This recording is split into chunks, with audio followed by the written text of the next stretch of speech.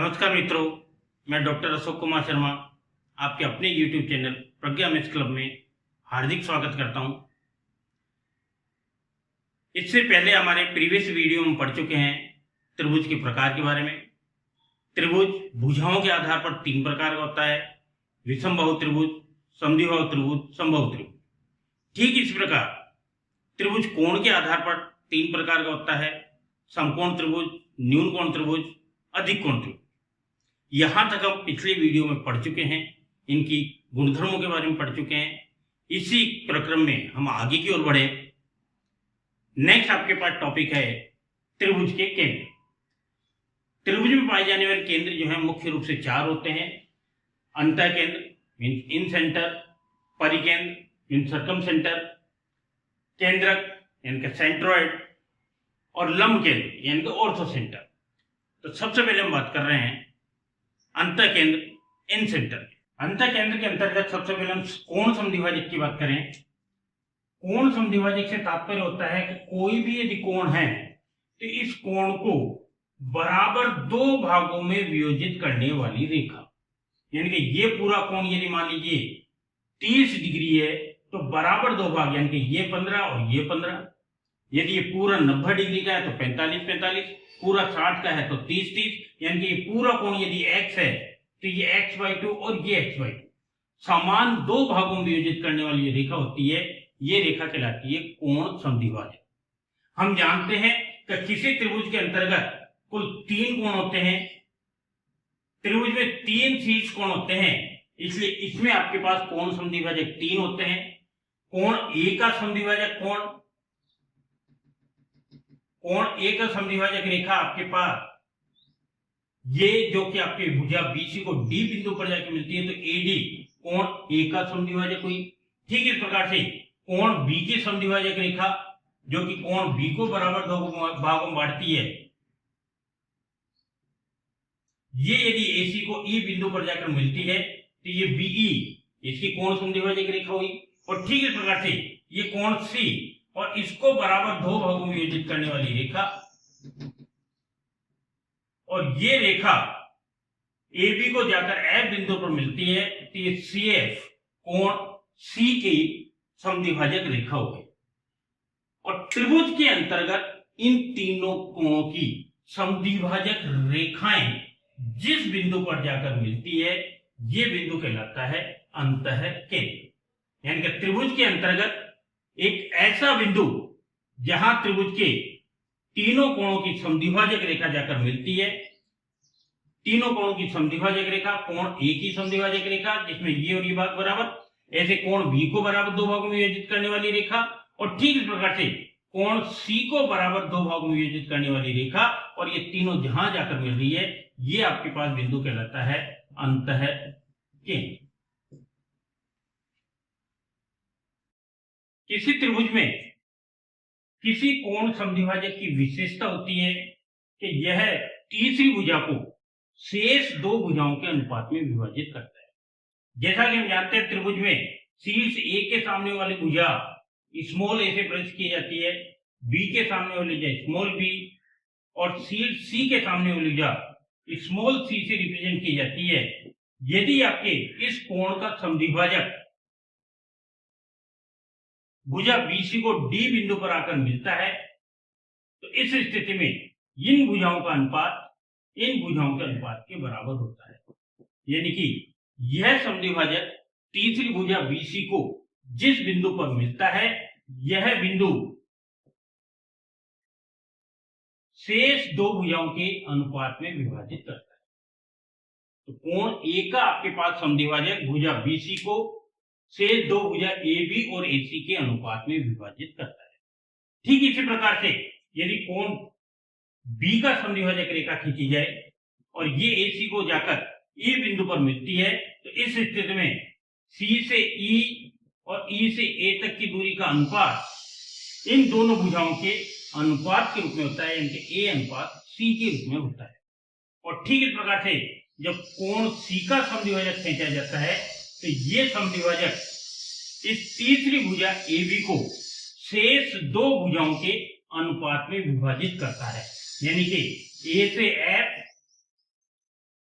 और F से B इन दूरियों का अनुपात B अनुपात A के रूप में होता है। तो विशेष बात, किसी भी त्रिभुज में कोण समद्विभाजक सदैव तीसरी भुजा को शेष दो भुजाओं के अनुपात में विभाजित करता है। ठीक इस प्रकार ये अंतः केंद्र स्वयं आपके पास समद्विभाजक कोण समद्विभाजक को, ये अंतः केंद्र I इस संपूर्ण समद्विभाजक AD को जिस अनुपात में विभाजित करता है, यह अनुपात जिन दो भुजाओं से मिलकर इस कोण का निर्माण हुआ है, इन दोनों भुजाओं के योग यानी कि C प्लस B और तीसरी भुजा यानी कि A के अनुपात में विभाजित करता है।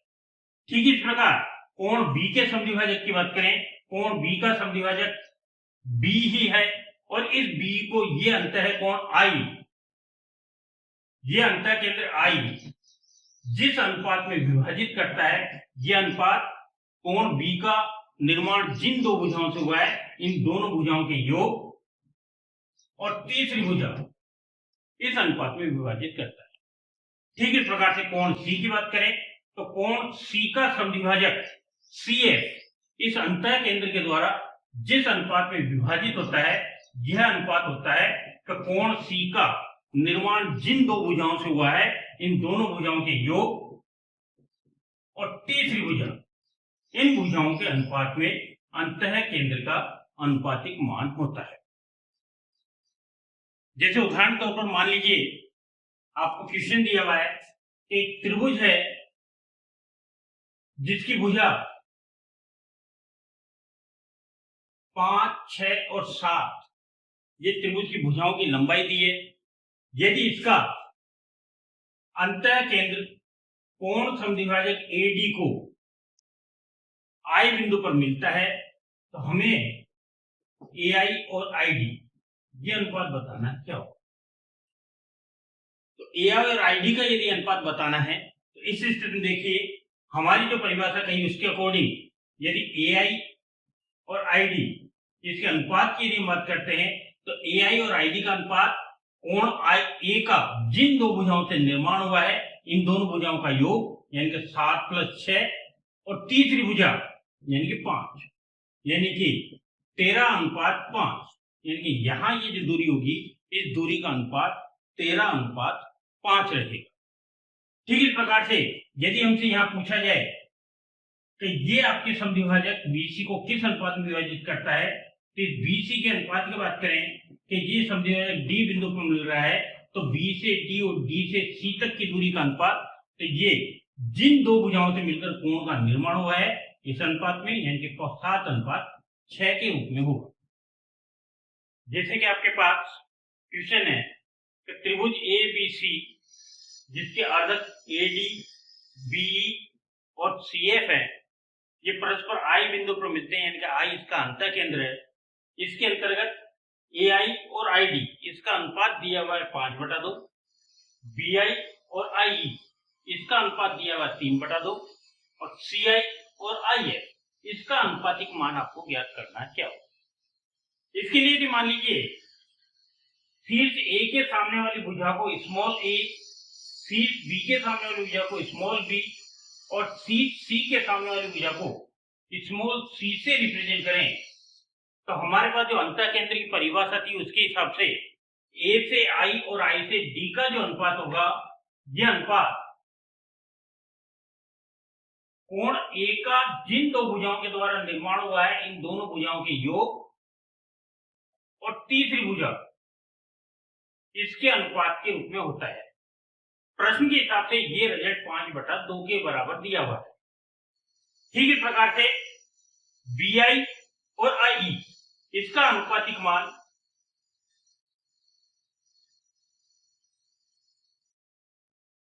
तो कोण B का जिन दो भुजाओं के द्वारा निर्माण हुआ है इन दोनों भुजाओं के योग और तीसरी भुजा इसके अनुपात के बराबर होगा और प्रश्न के हिसाब से ये 3/2 दिया हुआ है। ये दो आपके पास कंडीशंस गिवन है, इन दोनों कंडीशंस को सॉल्व करते हुए सरल करते हुए A, B, C की वैल्यू निकाल लेंगे तो आपको इनकी वैल्यूज इसमें रिप्लेस करके और ये अनुपातिक मान ज्ञात किया जा सकता है। इसको सरल अनुपातिक नियम से यदि सॉल्व किया जाए तो इसके लिए c प्लस बी अपॉन ए 5/2 दिया हुआ है। अनुपातिक नियम अनुसार यदि दोनों तरफ +1 किया जाए तो 1 प्लस करने पर a एलसीएम आएगा, तो इसके न्यूमरेटर पार्ट में रिजल्ट आ जाएगा a प्लस बी प्लस सी, और यहां आप दोनों को प्लस करेंगे तो ये 7/2।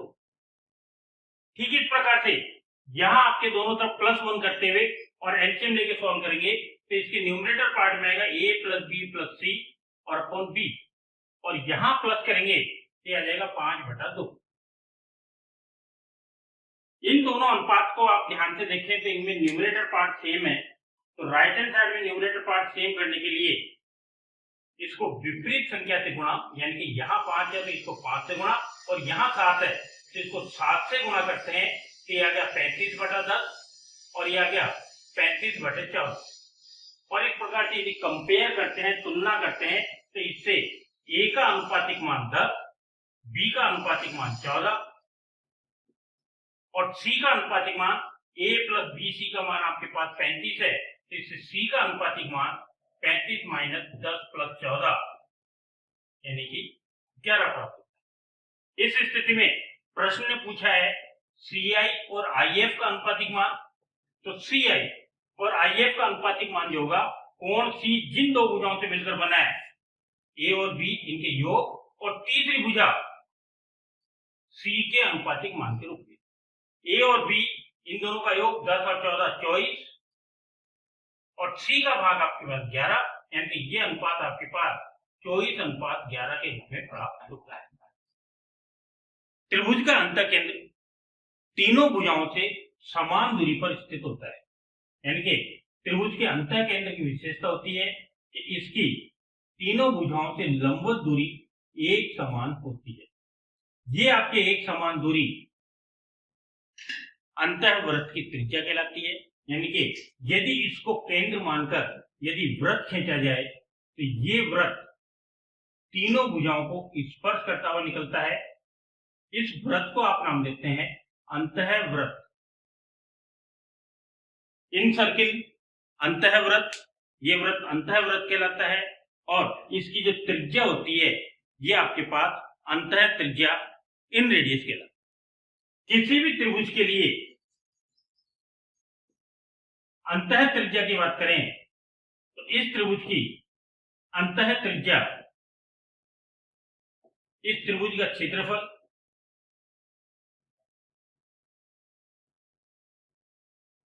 तथा त्रिभुज के अर्ध परिमाप का अनुपातिक मान होता है।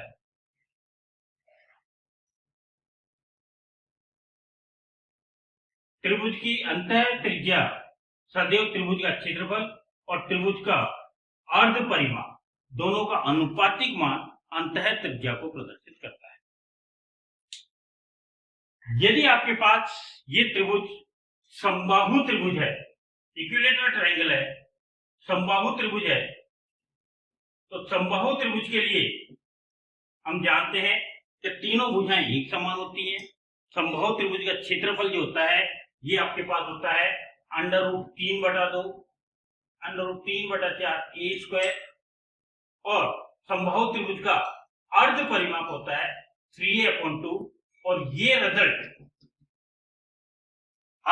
अंतः त्रिज्या के फॉर्मूले में रिप्लेस करने पर, यानी कि कोण बता अर्ध परिमाप में, ये रिजल्ट जब आप रिप्लेस करते हैं √3/4 a² और बटे में 3/2 a, तो ये अंतःवृत्त की त्रिज्या आती है a/2√3।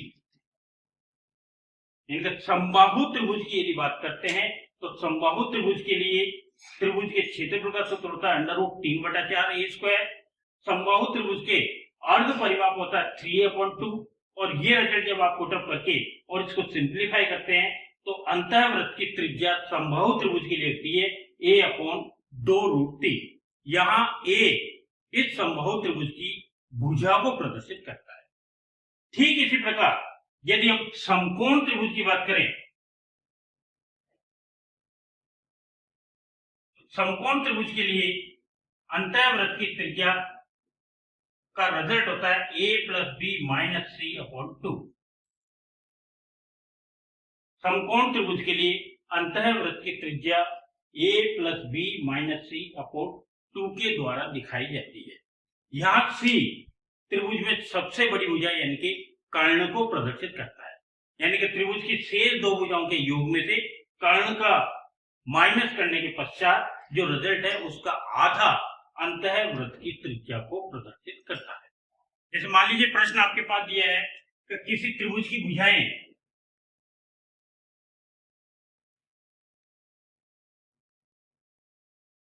3, 4 और 5 इकाई है,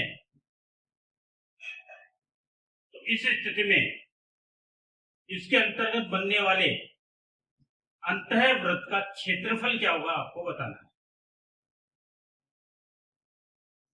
किसी त्रिभुज की भुजाएं 3, 4, 5 इकाई दी हुई है और इस स्थिति में त्रिभुज के अंतर्गत बनने वाला जो अंतःवृत्त है इसका क्षेत्रफल क्या होगा ये आपको याद करना है।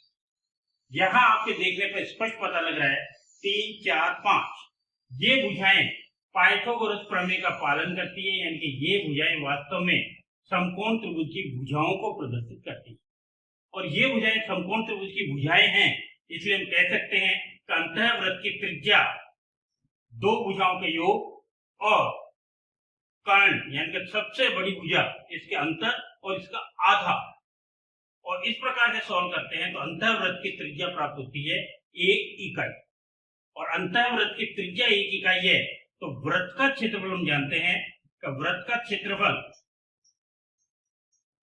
पाई आर स्क्वायर होता है। तो इस बिहार पर क्योंकि त्रिज्या 1 है इसलिए क्षेत्रफल आपके पास प्राप्त होता है पाई वर्ग इकाई। ऐसा त्रिभुज जिसके भुजाएं 3, 4 और 5 इकाई की हैं तो अंतःवृत्त का क्षेत्रफल निकालने के लिए पहले अंतःवृत्त की त्रिज्या ज्ञात करेंगे। ये भुजाएं समकोण त्रिभुज की भुजाओं को प्रदर्शित कर रही है, इसलिए अंतःवृत्त की त्रिज्या का जो फार्मूला मिलता है जिन दो भुजाओं का योग समकोण कोण बनाने वाली भुजाओं का योग माइनस कर्ण और बटे 2, इसको सोल्व करते हुए त्रिज्या निकालेंगे जिसके बिहार पर वृत्त का क्षेत्रफल ज्ञात किया है। त्रिभुज के अंतर्गत कोण समद्विभाजक अंतः केंद्र पर जाकर मिलते हैं और इस स्थिति में इस अंतः कोण पर बनने वाला ये कोण सदैव 90 और प्लस सम्मुख कोण जितना भी है इसके आधे के योग के बराबर होता है। ठीक प्रकार से इस वाले कोण की बात करें तो ये कोण 90 प्लस इसके सम्मुख जो भी कोण है इस कोण के आधे के योग के बराबर होता है। और ठीक प्रकार से इस दिशा के कोण की बात करें तो ये कोण 90 प्लस और इसके सम्मुख जो कोण है इसके आधे के योग के बराबर होता है। यहां यदि हम बात करते हैं इस त्रिभुज में त्रिभुज BOC, इस त्रिभुज में यदि बात करें तो यहाँ आपके पास देखिए ये कोण का समद्विभाजक है, इसलिए जाहिर सी बात है ये कोण दो भागों में विभाजित होगा तो ये कोण हुआ B/2। ठीक इस प्रकार से यहाँ इस कोण का समद्विभाजक है तो ये कोण आपके पास हुआ C/2। और ठीक इस प्रकार से इस कोण की बात करें तो त्रिभुज के तीनों कोणों का योग 180 होता है। इसमें से किसी भी त्रिभुज के दो कोणों का योग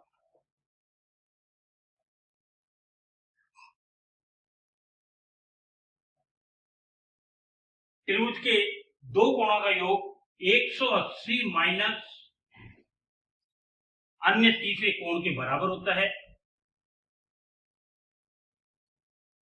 और इस रिजल्ट को जब सॉल्व करते हैं तो 90 माइनस a/2 ये आपके 180 के बराबर होता है।